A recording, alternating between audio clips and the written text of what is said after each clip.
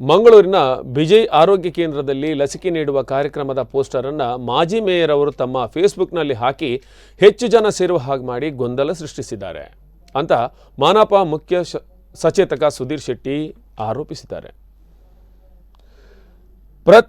ಪ್ರತಿ ಆರೋಗ್ಯ ಕೇಂದ್ರದಲ್ಲಿ ಲಸಿಕೆ ನೀಡುವ ಕಾರ್ಯಕ್ರಮ ನಡೆಯುತ್ತಿದೆ.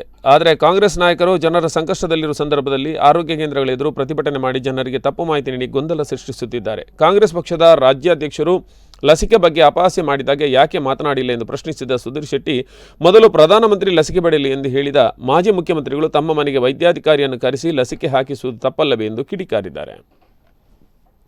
ಜನರನ್ನು ಸೇರಿಸಿ ಅಲ್ಲಿ ಕಾನೂನು ಬಾಹಿರವಾಗಿ ಪ್ರತಿಭಟನೆ ಮಾಡುವಂತಹ ಕೆಲಸವನ್ನು ಮಾಡಿದ್ದಾರೆ. ಇದು ನಿಜವಾಗಿಯೂ ಕೂಡ ಇಷ್ಟು ತಿಳಿದಂತಹ ವ್ಯಕ್ತಿಗಳು ಈ ರೀತಿಯಾಗಿ ಮಾಡಬಾರ್ದಿತ್ತು. ಯಾಕಂತ ಹೇಳಿದ್ರೆ ಇವತ್ತು ನಾವು ಕೋವಿಡ್ನ ಸಂಕಷ್ಟದ ಕಾಲಘಟ್ಟದಲ್ಲಿದ್ದೇವೆ.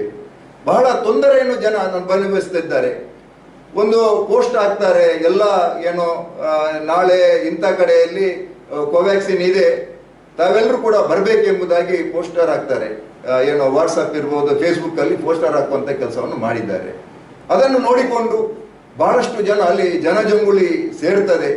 ಯಾವಾಗಲೂ ಯಾವ ರೀತಿಯಾಗಿ ಮಾಡುವುದಂತ ಹೇಳಿದ್ರೆ ಬಹಳ ಒಂದು ವ್ಯವಸ್ಥೆ. ಎಲ್ಲೂ ಕೂಡ ನಮ್ಮ ಮಹಾನಗರ ಪಾಲಿಕೆಯ ಸದಸ್ಯರಿರ್ಬೋದು, ಯಾರು ಕೂಡ ಅಧಿಕಾರಿಗಳು ಎಲ್ಲೂ ಕೂಡ ಹಸ್ತಕ್ಷೇಪವನ್ನು ಮಾಡದೆ ನೇರವಾಗಿ ಆಶಾ ಕಾರ್ಯಕರ್ತೆಯರು 7 ಗಂಟೆಗೆ ಬಂದು ಅಲ್ಲಿ ಟೋಕನ್ ಕೊಡುವಂತ ಕೆಲಸವನ್ನು ನಿರಂತರವಾಗಿ ಮಾಡ್ತಾ ಇದ್ರು.